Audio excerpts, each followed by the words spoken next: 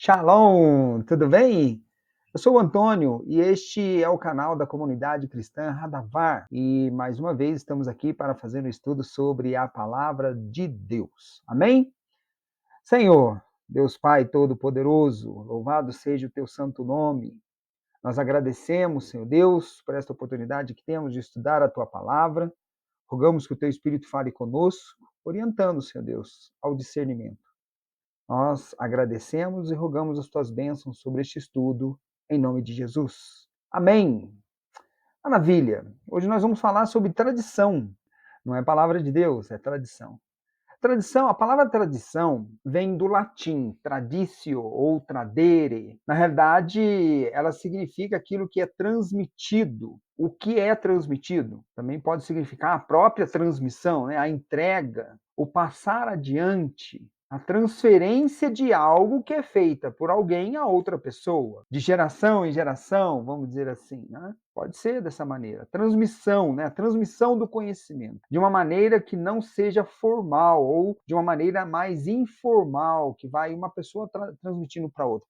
Essa é, talvez, né, de uma maneira bem simplista, a etimologia da palavra tradição. Quando a gente fala sobre conhecimento espiritual, ou seja, no âmbito das religiões, vamos colocar assim, ou qualquer que seja a linha de pensamento, né, religiosa ou espiritualista que seja, a tradição ela compõe ali o fundamento de todo o conhecimento acerca dos preceitos que aquela linha de pensamento possui e que é conservado através dos tempos. Através dessa transferência, né, por meio dessa transferência de uma pessoa para outra e assim por diante, ou seja, de mestre para o pupilo, e esse pupilo cresce, fica como mestre e transmite para o próximo pupilo e por aí vai.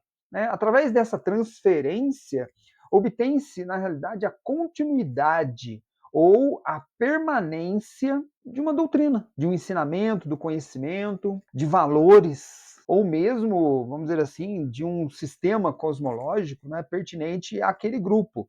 É importante perceber isso. No caso do cristianismo, nós temos as escrituras sagradas, a Bíblia. Isso, para nós cristãos, é o fundamento para todas as coisas. Tudo que está na Bíblia é a verdade. E ali se encontra a palavra de Deus. No começo da igreja cristã, a igreja cristã nascendo em formação, houve o enfrentamento de muitos movimentos que, cada um com o seu pensamento específico, acabou confrontando uma linha de raciocínio central, vamos dizer assim. Um deles, por exemplo, e talvez o principal, né, seria o movimento gnóstico ou gnosticismo. Dentro da igreja, levantou-se, óbvio, um padrão de defesa contra as ideias gnósticas, que não batiam com o pensamento dos padres da igreja.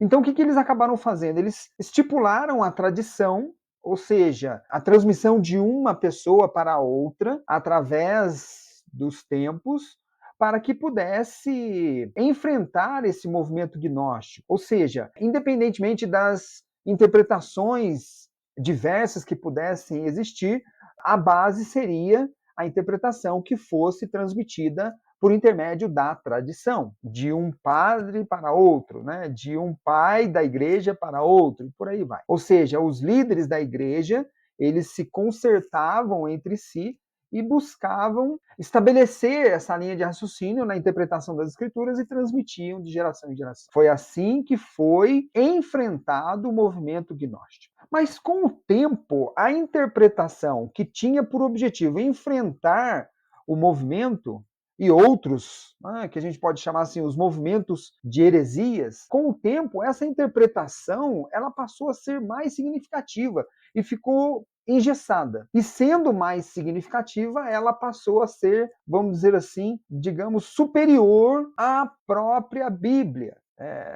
Tem que tomar muito cuidado com isso. Isso chegou a tal ponto que lá no século XVI, houve uma reforma, né, um movimento reformista no interior da igreja. E ali houve o destaque, né, de uma porção da igreja sendo, digamos assim, saindo da igreja e protestando contra determinadas posturas que havia no interior dela. É o que nós conhecemos como reforma protestante. Numa das doutrinas que a reforma acabou trazendo, nós encontramos a expressão sola escritura. A sola escritura é, na realidade, um movimento, né, como um princípio que vem a confrontar a tradição, deixando claro que as escrituras sagradas, a Bíblia, tem primazia naquilo que deve ser feito, ou seja, na fé cristã e na prática cristã. Em primeiro lugar, devemos seguir as sagradas escrituras, porque elas são a primazia para as nossas vidas, elas que são o principal para as nossas vidas em termos de fé e prática cristãs. Isso é o que acabou ficando definido com a sola escritura. A reforma ela trouxe 5 solas, né? A gente fala bastante sobre isso daí. Sola gratia, somente a graça, sola fide, somente a fé, solos Christus, somente Cristo, sola escritura, que é somente as escrituras, e soli deo glória, somente a glória de Deus, ou glória somente a Deus. Mas, diante disso, né, observa que teve um confronto, né, entre protestantes e aqueles que pertenciam à igreja. No caso ali, a igreja católica, já poderia ser chamada igreja católica. E aí fica aquela história, um disputando com o outro questões de doutrina, questões de práticas, questões de fé. Mas eu pergunto, o que o Cristo nos ensina sobre esse tema? Eu acho que nós precisamos compreender o que o Cristo nos ensina sobre este tema. Tradição ou não, precisamos voltar à palavra de Deus, precisamos voltar a enxergar o Cristo e as palavras dele como a regra de fé para todos nós. E por isso nós vamos tomar de referência uma passagem que tem no Evangelho de Mateus, capítulo 15. Nesse capítulo 15 tem um enfrentamento, né, de Cristo com alguns fariseus. Os fariseus perguntaram para Cristo por que os discípulos dele não lavavam as mãos antes de comer os pães. E Cristo deu uma resposta, deu respostas aos fariseus e aos escribas, justamente enfrentando a situação e deixando claro ali a respeito da palavra de Deus e da tradição. Eu estou tomando de base aqui o Mateus, capítulo 15, mas isso também está no Evangelho de Marcos, capítulo 7. Tem ali realmente uma narrativa um pouco mais detalhada. Mas o que está em Mateus 15 já é o suficiente para nós podermos trabalhar o assunto. Vamos ler. Mateus 15, 1. Então chegaram ao pé de Jesus uns escribas e fariseus de Jerusalém, dizendo: Por que transgridem os teus discípulos a tradição dos anciãos? Pois não lavam as mãos quando comem pão. Ele, porém, respondendo, disse-lhes: Por que transgredis vós também o mandamento de Deus pela vossa tradição? Porque Deus ordenou, dizendo: Honra a teu pai e a tua mãe. E quem maldisser ao pai ou à mãe, certamente morrerá. Mas vós dizeis: qualquer que disser ao pai ou à mãe, é oferta ao Senhor o que poderias aproveitar de mim, esse não precisa honrar nem seu pai, nem a sua mãe. E assim, invalidastes pela vossa tradição o mandamento de Deus. Maravilha! Essa passagem é muito importante para a gente tratar desse assunto, porque o Cristo ele aborda o assunto de uma maneira, óbvio, como é peculiar a ele, magistral. Ele aborda o assunto de maneira magistral. Através dessa passagem, nós podemos ter algumas conclusões. Vamos ver. Primeira coisa, é notório, a partir dessa passagem no Evangelho de Mateus, é notório que existe uma tradição. É a tradição dos anciãos. Está escrito ali. Tanto os fariseus falam, né, a tradição dos anciãos, quanto o Cristo, em suas respostas, ele aponta na expressão a vossa tradição. Pode ser que alguma tradução da Bíblia que você tenha em casa tenha uma palavra diferente, a sua tradição, por exemplo. Aqui eu estou usando a Almeida Corrigida Fiel. Então, é a tradição dos anciãos e o Cristo responde com a vossa tradição. É notório, então, né, nós podemos compreender que existe uma tradição e o Cristo a conhece. E ele sabe que ela cumpre uma função complementar à palavra de Deus. Porque ele não nega a tradição. Ele não nega que ela existe, ele não nega que não nega. Nessa passagem, ele não nega. Na realidade, nós podemos ver o Cristo cumprindo a tradição em dois momentos. Em João 7, capítulo 7, versículo 37, está escrito assim: E no último dia, o grande dia da festa, Jesus pôs-se em pé e clamou, dizendo: Se alguém tem sede, venha a mim e beba. Em João 7,37, ele está justamente comemorando, junto com muitas pessoas, a chamada festa de tabernáculos, ou Sukkot. Porém, essa festa, embora esteja lá prevista, por exemplo, né, em Levítico 23, a Bíblia, né, o Tanar, ou a Torá, melhor, não especifica como que é para realizar a festa. Simplesmente diz que é para fazer a festa. Mas não tem lá dizendo como ela é, como que ela deve ser feita. E, no entanto, algumas coisas que estão acontecendo aqui no capítulo 7 do Evangelho de João demonstram que a festa está ocorrendo de uma determinada maneira. E aquela maneira está prevista na tradição. Não é a Torá que especificou como deve ser. E o Cristo está ali cumprindo a festa da maneira como ela acontece. Em João 10, capítulo 22, vamos ler. E em Jerusalém havia a festa da dedicação, e era inverno. Em João 10, 22, como a gente acabou de ler, o Cristo está aqui no templo justamente comemorando a festa da dedicação, também chamada Festa das Luzes ou Hanukkah. Essa festa, ela não está prevista na Bíblia hebraica. A Bíblia hebraica não tem orientação sobre essa festa. Nós temos na Bíblia católica os livros de Macabeus que indicam justamente o cumprimento dessa festa. Então, é uma coisa muito interessante. Os judeus acabam comemorando a festa da dedicação, ou Hanukkah, a festa das luzes, por tradição, porque não tem na Bíblia hebraica. E na Bíblia católica, a Bíblia de Jerusalém, por exemplo, nós temos ali os livros de Macabeus com a festa da dedicação, porém os católicos, pela sua tradição, não cumprem. Então, observe que a tradição ela traz ali duas questões diferentes, conforme o âmbito de atuação, com respostas diferentes para a mesma situação. O que importa é, o Cristo aqui está cumprindo a festa da dedicação. Nesse ponto eu até aproveito para falar, né? Eu não consigo conceber como que o Cristo está comemorando uma festa e essa festa não pode ser comemorada por nós, cristãos. Se o Cristo está fazendo, ele é um modelo de atitude, né, de postura para nós. Então, eu creio que nós possamos e devamos cumprir, sim, a festa da dedicação. Amém? Mas aqui o que é importante é perceber que o Cristo está cumprindo uma tradição, no caso, uma tradição judaica. Segunda conclusão que a gente pode perceber daqueles versículos em Mateus 15 que nós lemos, é que tradição é diferente de palavra de Deus. São duas coisas distintas.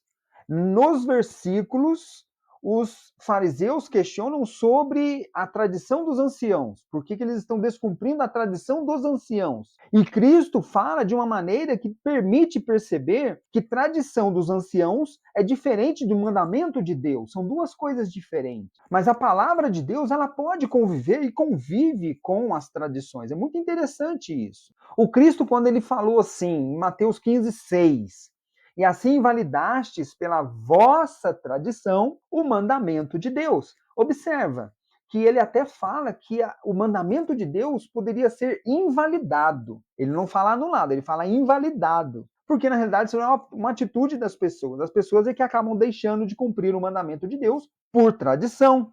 Isso é terrível. Agora, quando fala que a própria palavra de Deus, as escrituras, convivem muito bem com a tradição, um exemplo que nós podemos dar, existem vários, mas um exemplo está em Êxodo 3, capítulo 3, né, versículo 15.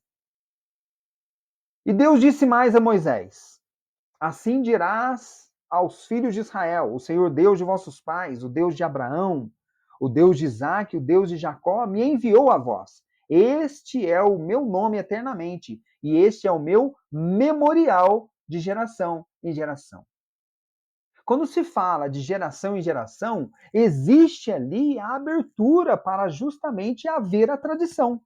Porque, em princípio, o que é transmitido de geração a geração é a palavra de Deus. Mas há necessidade ou a possibilidade de ser transmitida uma tradição que é dos homens, com uma complementação de geração em geração. Isso é muito importante. Então, a palavra de Deus ela consegue conviver. Com uma terceira conclusão que nós podemos tirar de Mateus 15, ali naquele trechinho que nós lemos, é a função da tradição ela é complementar. Veja bem, a tradição ela pode prever algo que não esteja na palavra de Deus, justamente para complementar os seus preceitos. Por exemplo, ela pode trazer explicações, esclarecimentos, ela pode trazer roteiros, práticas, orientando, uniformizando as práticas, o modo de pensar de maneira a definir, né, justamente definindo como as coisas serão feitas por todo o povo, promovendo ali uma uniformidade, como eu disse, e deixando os seus preceitos de uma forma que possa ser realizada, né? Colocando os preceitos, né, os mandamentos de uma forma que possa ser concretizada. Essa é a questão. Então, a tradição ela tem uma função complementar. Uma quarta conclusão que nós podemos tirar também é que, assim, é possível, verdadeiramente, sabe? É possível que uma tradição seja construída de tal maneira que conduza as pessoas a descumprirem os mandamentos de Deus. O próprio Cristo deu um exemplo sobre isso. Ele usou o quinto mandamento ali. Mas isso não deveria acontecer.